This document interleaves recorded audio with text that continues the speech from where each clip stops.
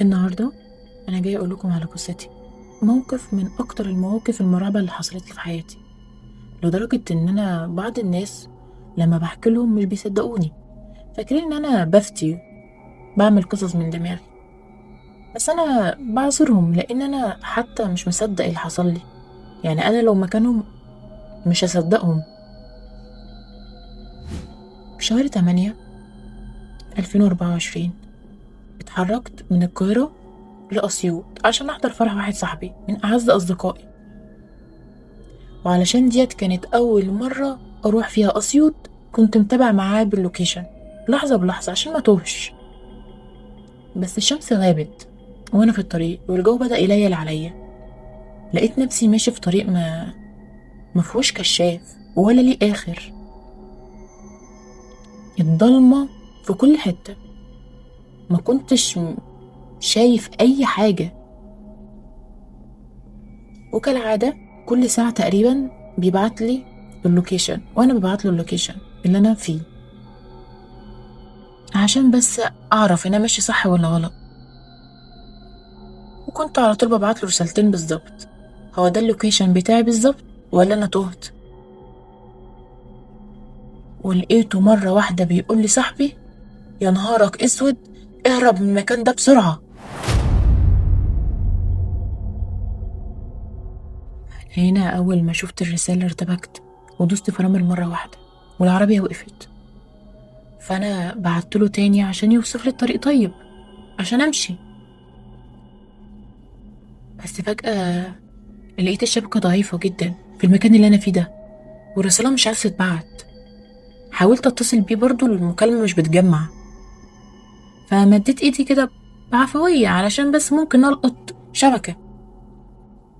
وفي نفس الوقت حركة غبية قوي مني، فرفعت إيدي برا الشباك. مرة واحدة سمعت صوت غريب بيقرب مني، صوت شبيه لصوت الحيوانات، بس أنا ما كنتش قادر أحدد نوع الحيوان ده إيه بالظبط. وقبل ما أقرر إن أنا أدخل إيدي لقيت حاجة بتعضني بطريقة غريبة قوي، اللي هو زي كأنه ضبع، ديب، كلب، مش عارف، ما كنتش عارف. الجو كان ضلمة بس الوجع كان جامد قوي، وإيدي بدأت تنزف والتليفون وقع من إيدي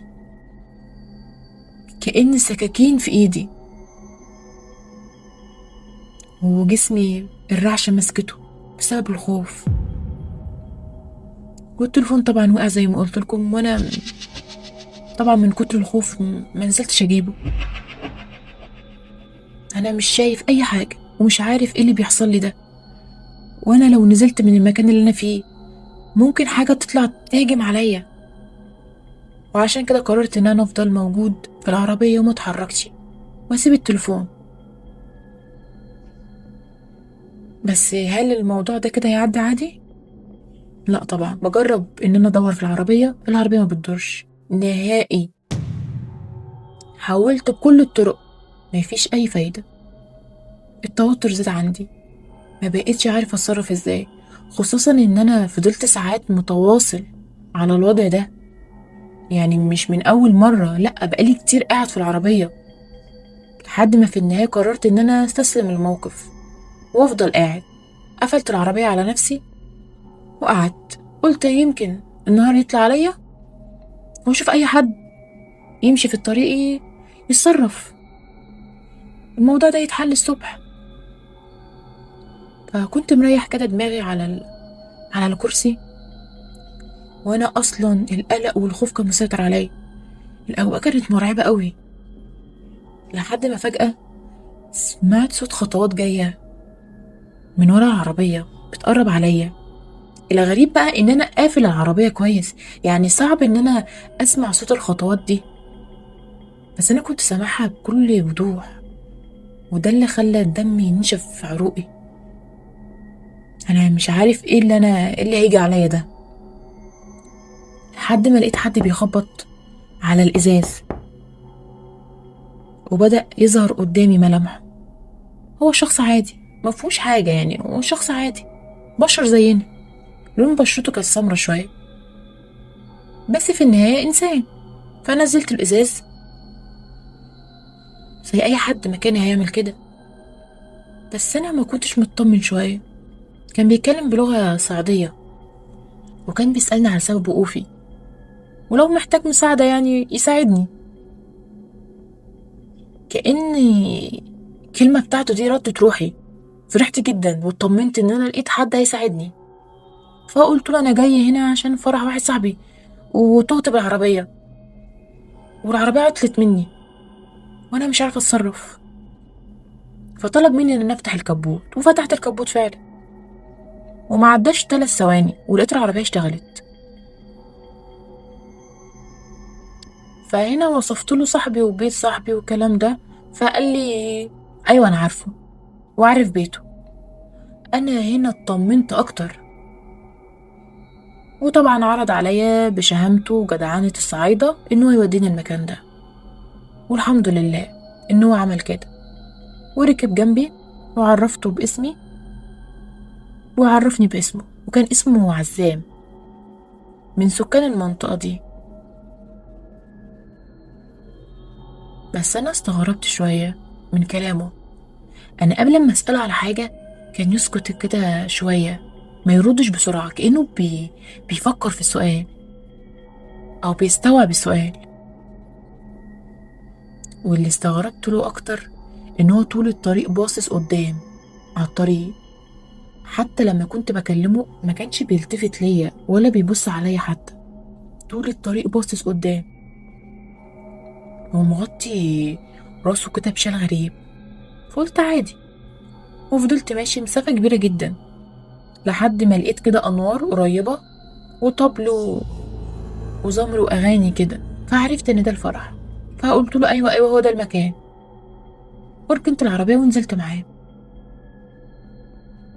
الأغرب بقى إن صوت الموسيقى والأغاني مش طبيعية، مش زي الموسيقى والأغاني اللي احنا بنسمعها.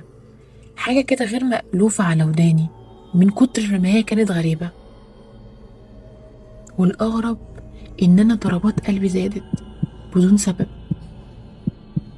المكان أصلا ما كانش مريح، وكل ما أقرب خطوة على الفرح قلبي نبضته يزيد أكتر، وباخد نفسي بالعافية لحد ما وصلت البيت اللي فيه الفرح. هنا عزام طلع جوه البيت من غير ما يقول لي أي حاجة.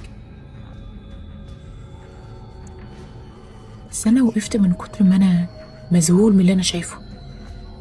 كل الناس اللي قاعدة في الفرح لابسين لبس موحد، كانوا لابسين نفس لبس عزام، وكلهم حاطين نفس الشال على دماغهم.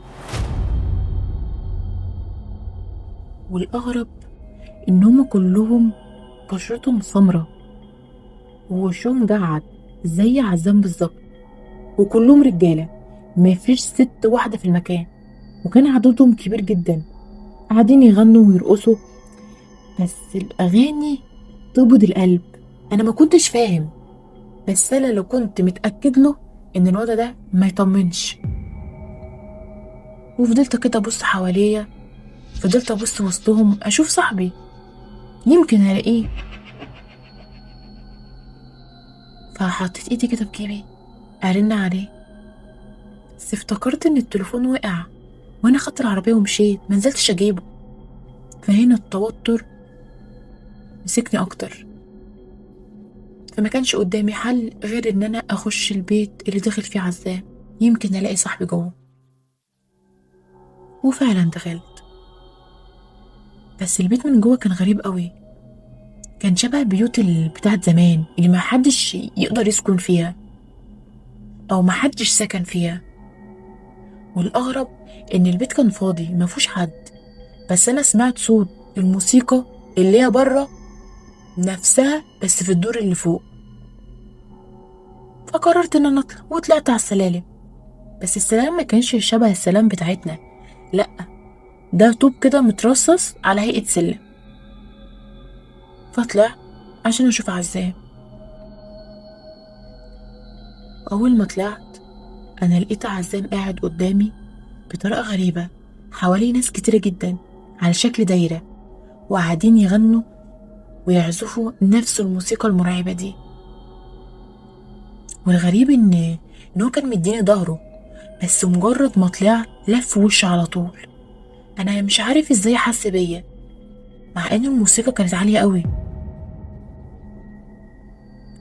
فهنا بلعت ريقي لان قلبي كان يطلع من بره صدري من بصته. عينه شكلها ترعب، مش زي ما شفته اول مرة.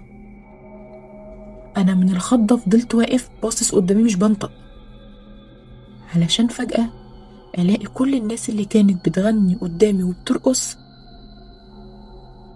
شكلهم بقى يرعب. انا مش مصدق عيني. الهدوم اللي كانوا لابسينها اثناء الرقص قلعوها وجسمهم بان قدامي. جسمهم كلهم شعر ورجلهم رجل حيوان سودة مرعبة. انا عيني من كتر ما انا كنت مذهول مبرقة، قلبي كان هيقف من كتر الخوف. قبل ما اهرب انا متأكد ان انا ما كنتش وسط بشر، فنزلت جريت ورحت ناحية الباب، بس الباب اختفى قدامي حيطة. فضلت اهبت زي المجنون واصرخ عشان حد ينجدني. فببص كده جنبي لقيت أوضة كده صغيرة شبه الحمام، فقلت اخش ممكن الاقي شباك جوه اقدر اخرج منه. دخلت لقيت كائن نفسي جسمي اللي انا شفته فوق، مليان شعر، راسه راس كلب، عينه حمرا، منظر مرعب يوقف القلب.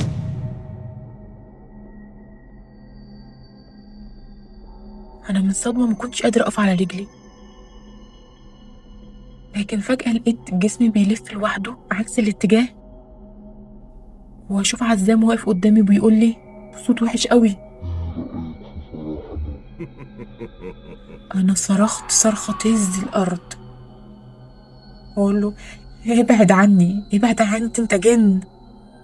هو قاعد يضحك. انا ما استحملتش واغمى عليا. صحيت، فتحت عيني لقيت نفسي وسط المقابر ودماغي وجعني قوي. بصيت حواليا لقيت واحد ماسك ازازة مية وبيفوقني بيها وبيسألني انت مين يا ابني وجيت هنا ازاي؟ واللي عرفت ان هو حارس المقابر. حكيت له اللي حصل، فهو قاعد يضرب كف على كف مش مصدق. واديت الراجل ده رقم صاحبي عشان يرن عليه، وفعلا جاي هو وناس كده كتيرة.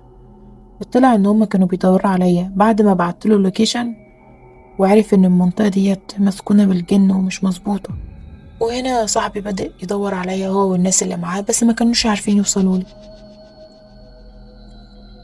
فلما رحت المكان اللي انا كنت فيه لقيت الموبايل مرمي في نفس المكان والعربية موجودة جنب الموبايل. طب انا هنا ازاي رحت البيت اللي هو كان فيه الفرح ده وانا متأكد ان انا رحت بالعربية؟ ده المسافة ما بين المكان ده اللي كان فيه العربية والمكان اللي كان فيه فرح 8 كيلو. هو انا معقول ان انا مشيت كل المسافة دي؟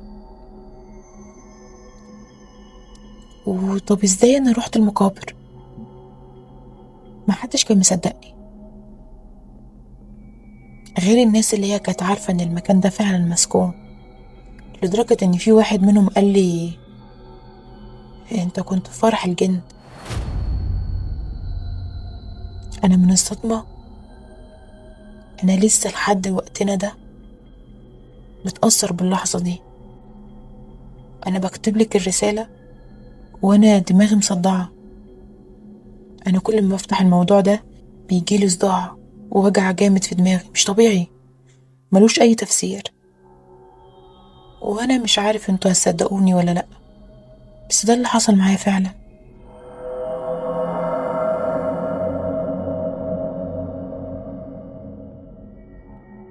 وهنا هنكون وصلنا لنهاية حلقتنا. رب تكون عجبتك. متنساش اللايك الجميل وتعليقك الأحلى، وتصلوا على سيدنا محمد عليه أفضل الصلاة والسلام في التعليقات، وأهم حاجة تفعل الجرس عشان يوصل لكم كل جديد احنا بنعمله. أشوفكم على خير في حلقة جديدة، حلقات العتمة بعد منتصف الليل.